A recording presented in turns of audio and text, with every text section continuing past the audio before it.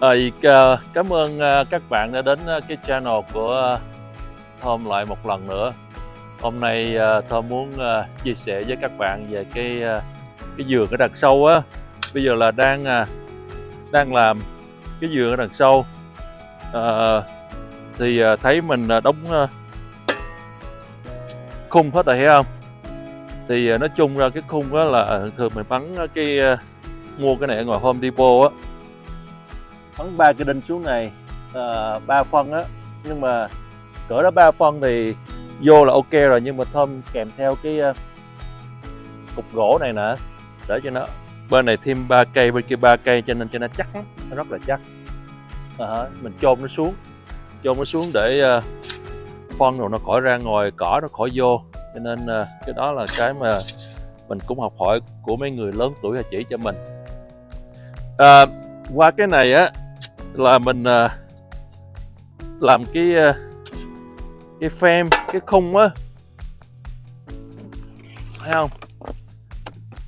Làm cái khung như nè, ok. Cho nên là cái khung này á, mình bỏ vô gì nè, mình lấy giống như cái đũa cho lên cho nó tiện, phải không? Có cần chi phải làm cái kia Home Depot chi bỏ cho mình đúc như nè. Thì Thơm mới đào nó, cái nào nó cũng giống như cái đó vậy, để cho sao nó biết không, cho nó đẹp. Bên này cũng giống y phóc luôn à. Hả? Thấy không?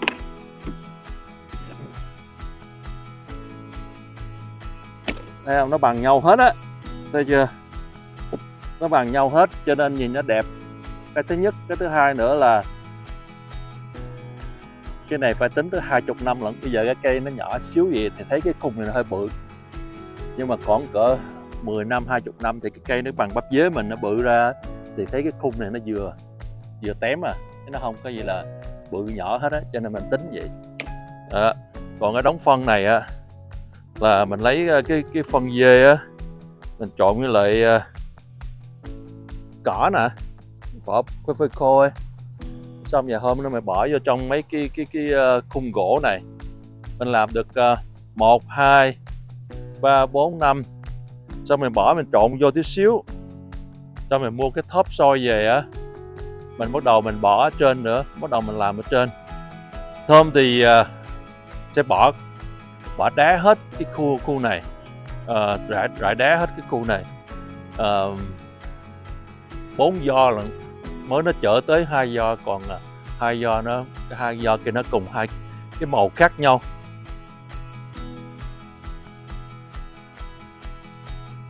Thấy không?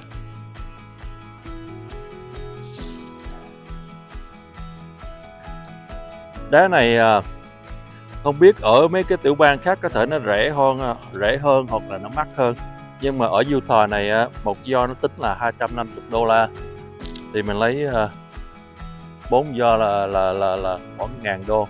Thì cái màu này màu đỏ, xong nó đưa mình cái sample, mình muốn thêm một cái nữa.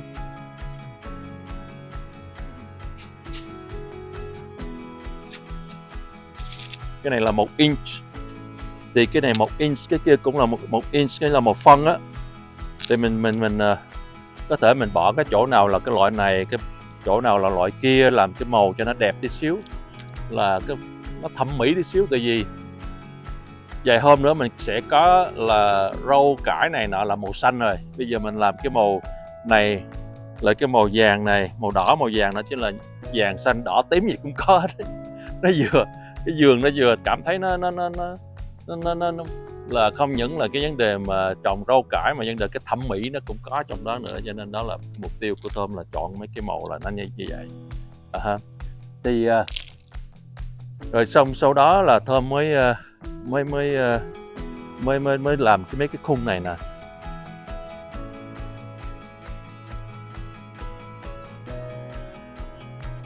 Thấy cái đường này không? Cái mục tiêu của Thơm làm cái đường này á là để ngăn chặn cái thằng ở trên này nè, là cái thằng ở dưới này nó cách xa một chút xíu.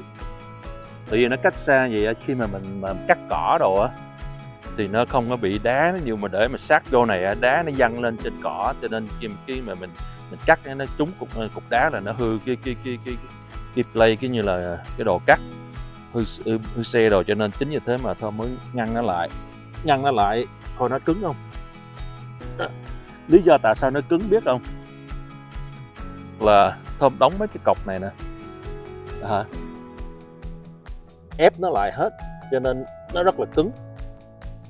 Rồi giữa cái này và cái thằng ở bên này á là mình trồng, thí dụ mình muốn trồng ớt, trồng bông, thí dụ vợ ở nhà đang trồng bông đây, nó muốn trồng gì trồng phải không, nhưng mà làm như vậy để nó cách biệt đá nó khỏi văng vô trong cái cỏ, để mình cắt cỏ nó bị trở ngại trong cái gì hết á. Thì mình dùng cái này á, mấy cái trụ này thì Thơm mới lấy mấy cây gỗ á, ví dụ như mấy cây gỗ này nè, Thơm mới làm.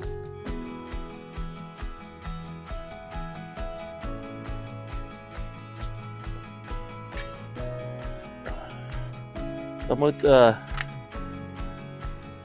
một cái thí dụ chúng nó phải đi ra Home Depot mua thêm nữa, hết rồi. Chúng nó hai vợ chồng đi ra đó mua lặt vặt thêm, ví dụ như nè, thì Thơm mới cắt cái này đó, thì cắt nó ra làm gì.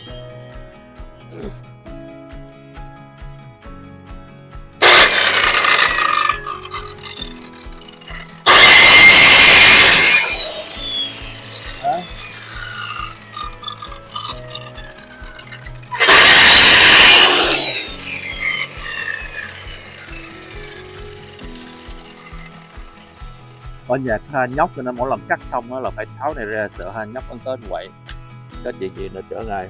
Đó, mình cắt ra một khúc vậy nè, đó, khúc vậy á, xong bắt đầu Thơm mới đóng nó xuống, nẹp nó cứng lại,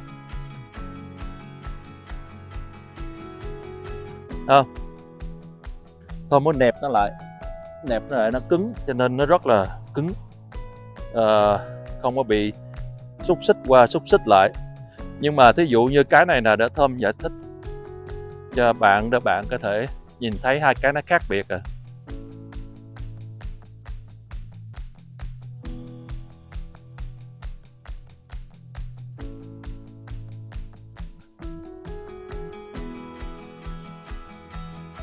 Bạn thấy không? Nếu như mà Thơm không làm vậy cái này nó bung lên, thấy không? Chứ đâu có làm mấy cái này đâu, đâu có mấy cây này đâu, cho nên nó bung lên. Cho nên chính vì thế mà phải là bỏ mấy cái cây này xuống, đóng mấy cây này xuống để nẹp lại. Thì đó là mấy cái hộc này ở đâu là, còn cái này là cái sâm Do Thái nè. Đó. Thì cái dãy này Thơm làm sâm Do Thái. Rồi cái dãy này á, là Thơm sẽ đây là mấy cái trồng mấy cái cây ăn trái. Rồi xong này là trồng rau cải. Cây ăn trái là cái 6 loại nào cũng có đấy, là cây hộc nè, cây Asian pear nè, rồi cây táo nè, rồi cây plum nè, rồi cây đào nè, apricot nè, là như 6 cây. Rồi xong sau đó là Thơm rải đá lên, bắt đầu mà trước khi rải đá đó thì cái người đối diện ông có chỉ Thơm, rồi ông nói là landscaping đó, người Mễ, là cái ông Mỹ ông cũng nói Thơm á là Thơm phải mua cái rau úp á, về xịt mấy cái cây này cho nó chết tại vì nó còn sống cho nên không có tốt. Cái thứ nhất xịt cho nó chết, cái thứ hai á, mua cái loại thảm á, cái thảm này nè,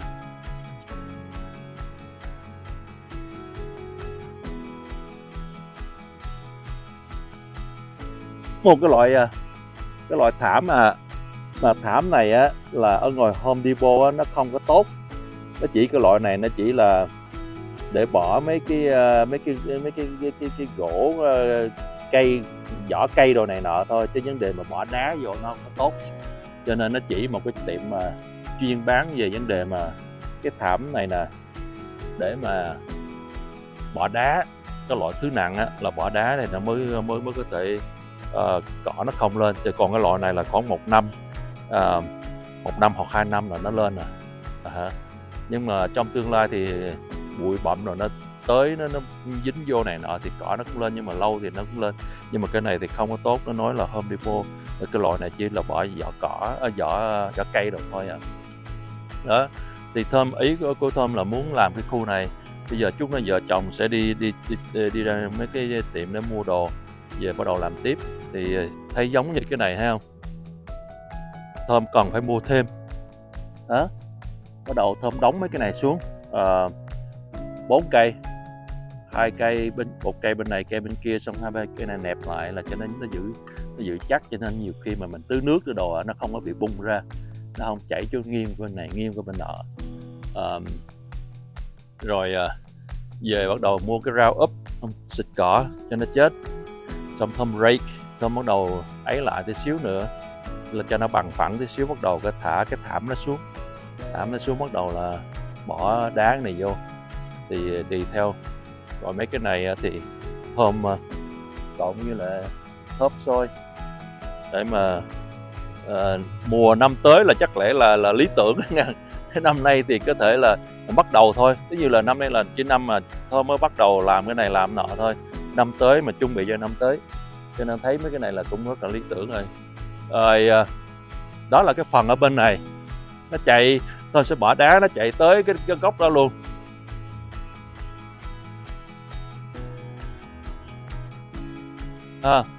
Tới gốc này luôn đó. Thơm làm hết rồi, chọn đá là tới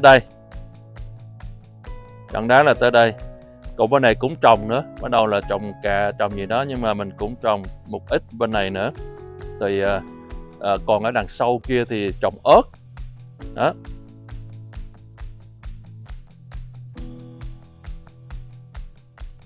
Cà nè, thấy không, cà nó lên quá chừng luôn.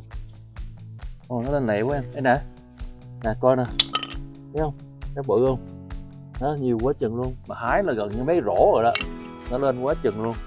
Rồi ớt kìa, thì dọc cái này mình không có trồng loại nặng. Lý do tại sao vậy là tại vì cái hệ thống nước á, cho nên mình không có trồng. Ví dụ như mà rễ cây rồi nhiều, đâm sâu đâm xa rồi mình không có muốn.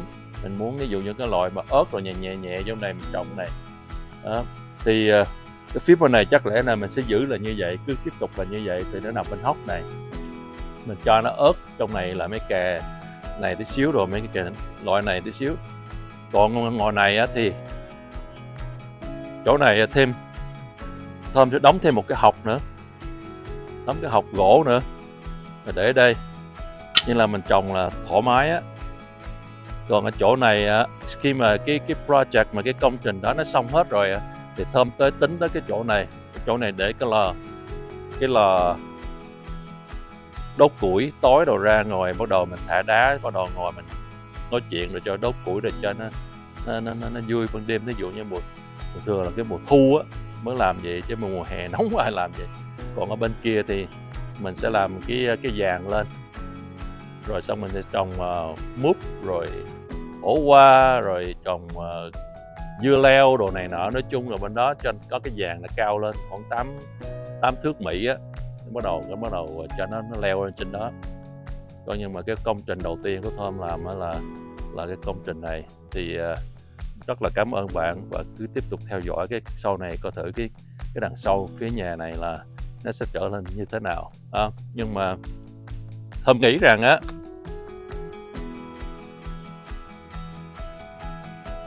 Thơm nghĩ là ở trong đầu là thấy là cái là trong đầu Thơm nghĩ cũng lý tưởng lắm. Ví dụ như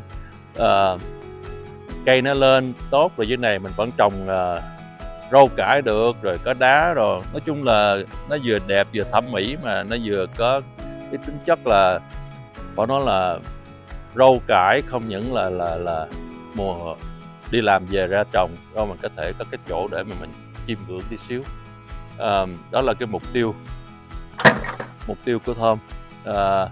Thì bây giờ chuẩn bị đi mua đồ thêm tí xíu nữa, mua đồ bắt đầu về mình làm tiếp.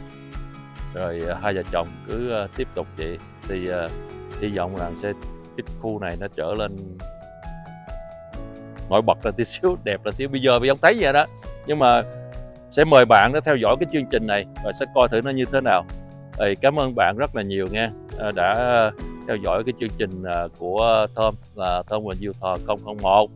Là hôm nay Thơm muốn nói được vấn đề mà cái vườn tược này tí xíu, và Thơm thì rất là thích vấn đề vườn tược. Đi làm về thì thường thích tỉa cây tỉa đồ này nọ, đó là một trong những cái Thơm rất là thích, cho nên muốn làm cái khu này cho nó nổi bật lên tí xíu. Cảm ơn các bạn rất là nhiều. Rồi cái gì đó chúng ta sẽ gặp lại, và chúc các bạn có một ngày thật là vui vẻ và lành mạnh.